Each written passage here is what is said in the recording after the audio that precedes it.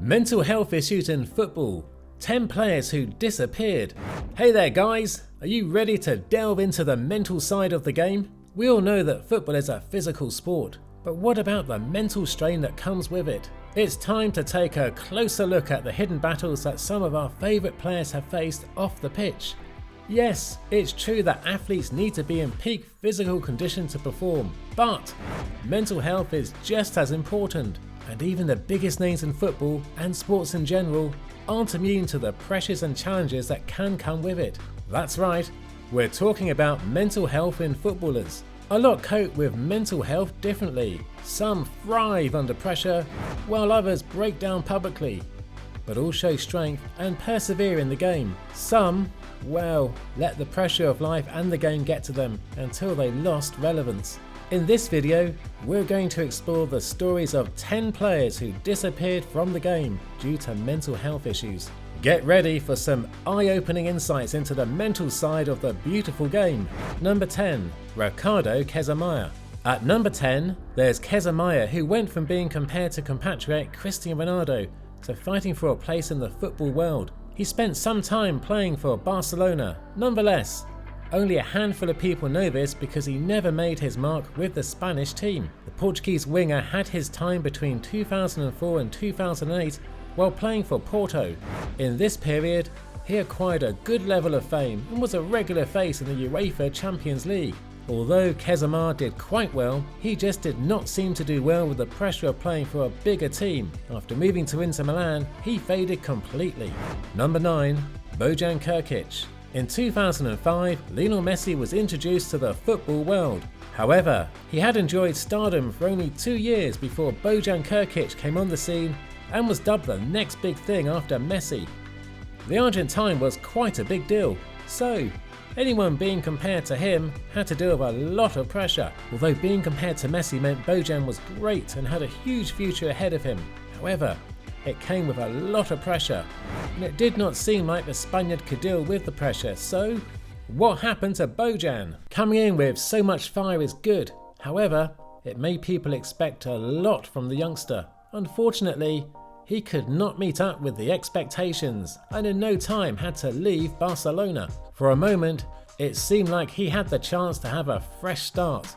However, Bojan's career slowly nosedived. The player is currently in his 30s and is without a club. The next person on the list is pretty surprising to many folks. Number 8. Kaká. Kaká won the Ballon d'Or and was once the best player on the planet and had quite a good career. So, it is surprising he's even in this video.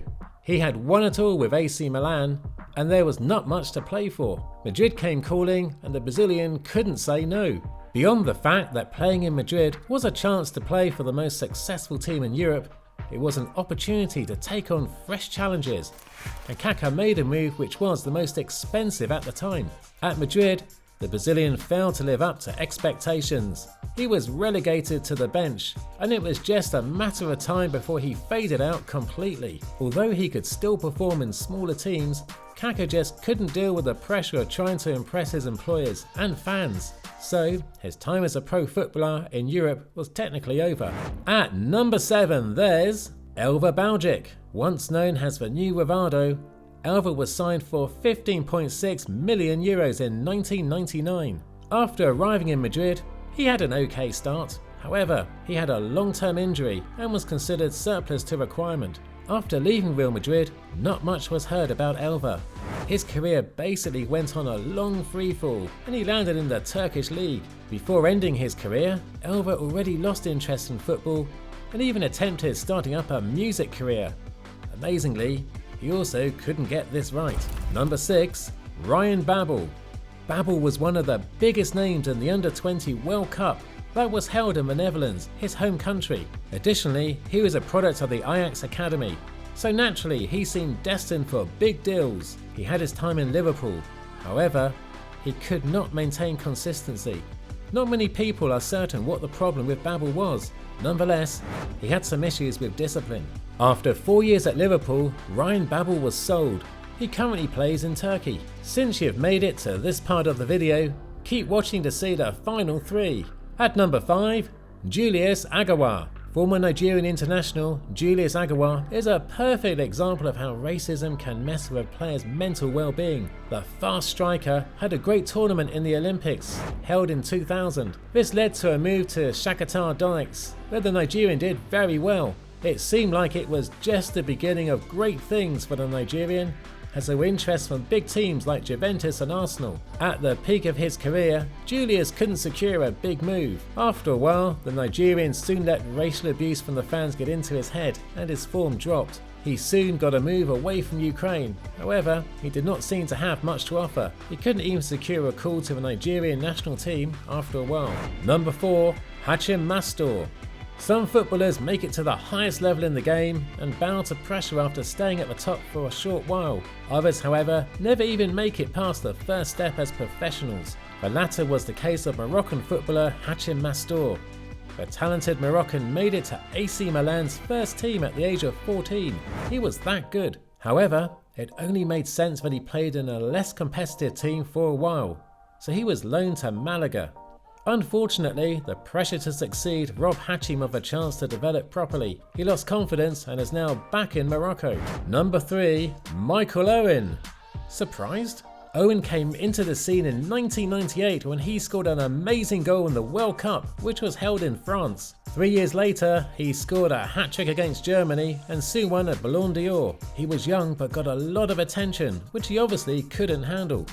While at his peak, which was very short, he had to deal with several injuries and immense pressure. He ended up bowing out a lot earlier than several people expected. Number 2. Mario Balotelli. Mario Balotelli was arguably the best young player in his time. He even won an award for this. Although not the best of dribblers, he was almost a complete player. He had an eye for goals, very good height and strength. He had already made a name in Italy and at a young age was interested in taking on new challenges. With this, he joined Manchester City just as the club was in a rebuilding process. Mario could have been the best in the world. However, his funny attitude and European racism made life difficult for him, and in no time he was out of the big leagues. Number 1. Jeremy Winston.